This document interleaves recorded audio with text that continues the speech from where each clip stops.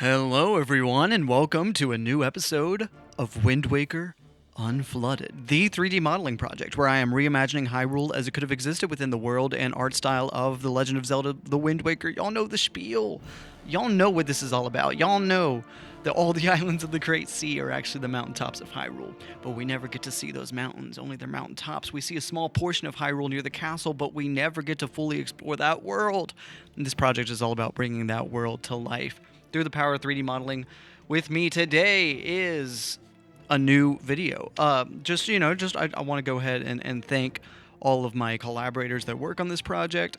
I want to thank all of the patrons who make this possible. If you want to make possible the creation of all of my projects and support me as a creator, become a member on Patreon. There you get access to all kinds of exclusive behind-the-scenes videos for my filmmaking projects. I'm a filmmaker. I make short films on my main channel. Subscribe there. Link in the description. And you get early access scripts, rough cuts, behind the scenes, all kinds of stuff early. Music that I compose. I'm a composer. Any music that you hear in the background of this video is my music. Listen to that on Spotify. But anyway, I'll repeat that all at the end. But I just want to thank everyone that makes this possible. But without further ado, I think it is time to talk about what we're working on in this video. And it is Ordon Village from Twilight Princess in the style of the Wind Waker. So I've already started work a little bit on Ordon Village, and I decided that today I wanted to work on some of the topography and just kind of like modeling the geographical area right around Ordon and tie things together and kind of figure out where it sits on the mountain. And I think there were just like a lot of things figuring out like with that, right? What's its relationship to the mountains around it, because originally I was thinking it would be pretty high up, but then I realized it's right there on the southern coast basically, and I was like, I actually want it to be, it's not quite a beach town, but it's a hill away from the beach basically, right? And so I'm like, I actually want it to be a good bit closer to the water, and so that's kind of a process that I'm figuring out in this video, right? Because in Twilight Princess, right, like, and obviously, like, I'm okay with there being differences, right? This is a different part of the timeline. It's a different art style. It's the map is just different. Things aren't going to line up. I'm okay with there being inconsistencies.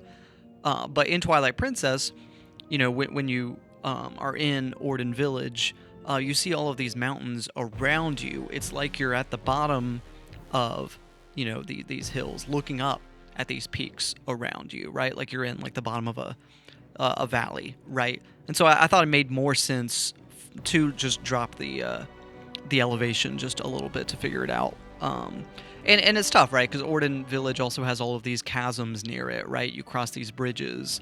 And so that's something I was trying to figure out in this episode as well. And starting to just try to figure that out, because I try not to do like bottomless pits in this map, right? It's like everything leads somewhere else, which is a really fun challenge, right? And so just figuring that out, right? Like, how can you be at the bottom of this valley but also have chasms below it? So how far down should it go? And just some of the area around it, and just kind of figure that out and have room for like the kind of like light spirit shrine, like little pond as well, and figuring that out. So those are the main things I was working through just for this video and figuring out with Ordon Village. It's not a lot of like, I wasn't really working on the village itself. I was mostly leaving that untouched from my work on, from a previous video. But this is still like, important questions to ask about the geography of the area and figuring it out. And there's a lot of other things that like, I think now that like it's where it's at, moving forward, like what new things does that area need? Now that I like kind of understand where it sits better. And I think I want to add some like extra kind of like ranch land or farms to that area as well. That's maybe not necessarily a part of the village itself, but like just kind of fleshing out that area. So showing it just being a kind of a wider settlement, which I think would be interesting to figure out, right? Because I guess that's something that like, as far as like, I think, this is a Hyrule that is more developed. It's more settled. Like, I think there's power in showing it's Hyrule at its peak, right before everything goes downhill. So it's like with that in mind, it's like I want to show it being more settled, right? And there's still a lot of empty space. There's still a lot of natural, quote unquote undeveloped world, right? which I think is really important for Hyrule. Its natural beauty, some places being untouched. But I also do like want to create more farms and like kind of show that like people have spread out over the world. And so that's something that I definitely want to work on within the future of this project. And I think that area around Ordon Village will be a really good spot to show that. But anyway, these are things that I think about. Yeah, I mean, there's always more things to do. And of course, like, comment down below your own ideas, things that you think that the world could use, that the project would need, because I'm all ears and I want your feedback. I want your ideas. And, you know, I can't always honor everyone's feedback because, you know, I get contradicting notes sometimes, and I'm like, well, I just have to pick a direction and trust my own gut with my own creativity, of course. You know, this is my project.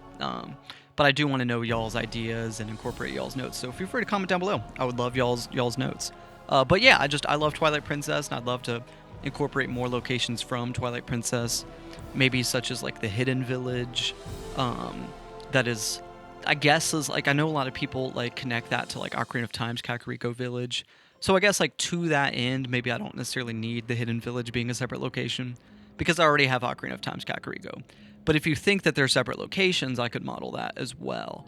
But I don't know, like there's a lot of different things. And I've already incorporated like Snow Peak into the map, done a video on that, and the Arbiter's Grounds, and the City in the Sky. So I'm trying to do a lot of Twilight Princess locations.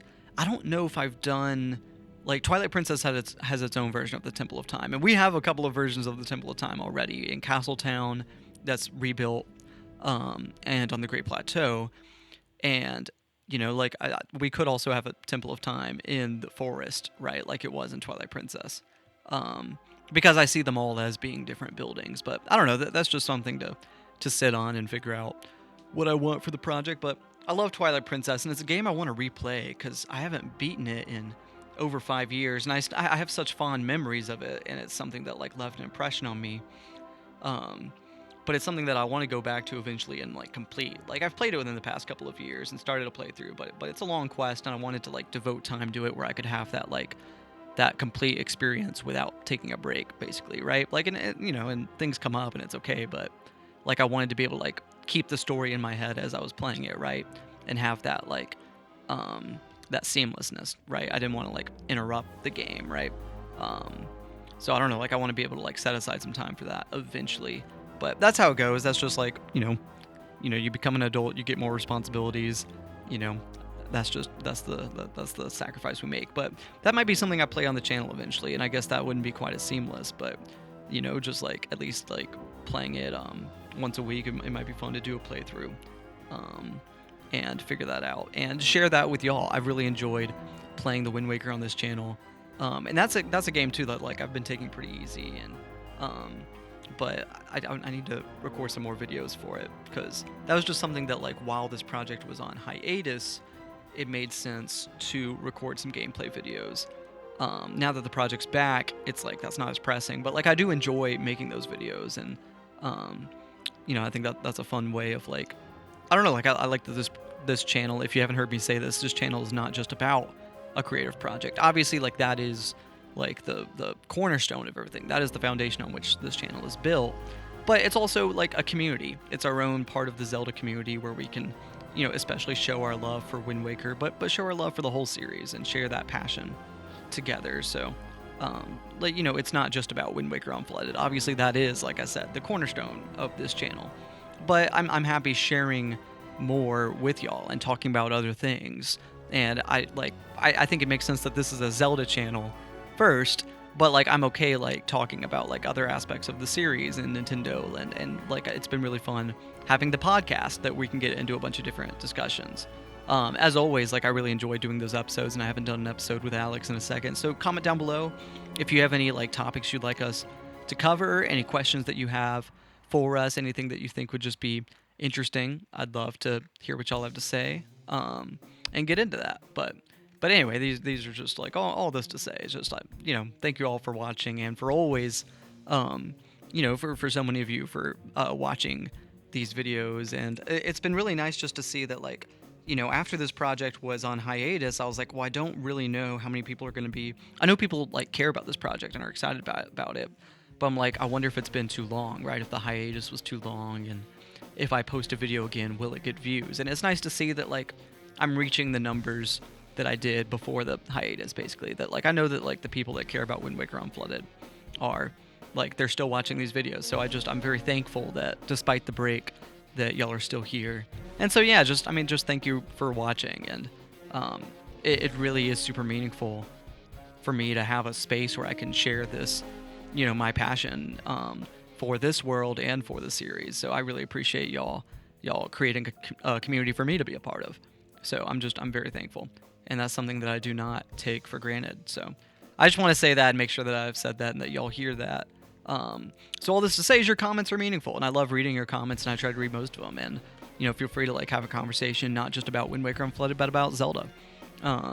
Because it is a series near and dear to my heart. I'm really interested in the future of the series. And, like, you know, I love Wind Waker, and I feel like so much of what I love about Wind Waker has been preserved in Breath of the Wild and Tears of the Kingdom. But there are differences, right? So I'm really interested to see, you know, how things will continue and whether it's going to be, like, is it going to be more of what I love? Is it changing? Is it changing in a good direction, in a bad direction? This has been, like, an open discussion on the channel, and I try not to, like, over dramatize it, right? And, like, make that a big issue, because I know a lot of people that are, like, you know, they try to make it, like, a controversial thing. And I'm just trying to have, like, an active discussion about, like, I love Breath of the Wild and Tears of the Kingdom, and I think they do most things right. But that doesn't mean they do everything right. And I'm cool having an active discussion about what are those things that I want changed for the next Zelda game. And going back to old games in the series like Wind Waker and Twilight Princess, right? Like, are there things that those games do where I would rather the new games kind of take notes? And obviously it's like, I think there's some things that these new games do where I'm like, that's good, I don't want to go back. But then there's other things where I'm like, well, let's take notes, right? Like the story integration with gameplay. That's so important, and I've talked about that before. But there's a lot of things that's like, is climbing like the genie out of the bottle? I think Fuse is something that's so cool about Tears of the Kingdom. Its crafting system, I'd love to see, like, you know, the Zelda series continue to have mechanics like that. That's really cool. You know, and there's other things like that. Climbing, like, I actually don't know about climbing. Because I think that, like, depending on the game, like, it could make sense for the world to be more restrictive, to not allow freeform climbing. But that is something that's, like, really empowering. And, like, you know, same with stamina and how that unites a bunch of different gameplay concepts. But anyway, I'm just rambling. I think I'll wrap up the video. Y'all, thank you so much for watching. Ordon Village means so much to me. It's one of those, it's a really peaceful place, right? It's a really comforting Zelda village. And I think it's just nice to, you know, as always, whenever I model a location, to just be immersed in it, right? And I really enjoy that. But anyway, just thank you all so much for watching. Without further ado, I'll let you go. Now, if you're looking for other ways to support me, as always, you can support me as a creator by becoming a member on Patreon. There you'll get access to all kinds of exclusive behind-the-scenes content like in-progress outlines, scripts, storyboards, rough cuts, and even soundtracks for my newest films. By becoming a member, you'll also be thanked in the credits for any film I finish during your membership. You can also support me by streaming my music. I compose all of the scores for my own short films, and you can listen to those soundtracks on Spotify, Apple Music, or wherever you listen to music. Just look up Joe Kendrick. That's JoeKendrick. Y'all have a wonderful day, and without further ado, I'll let you go.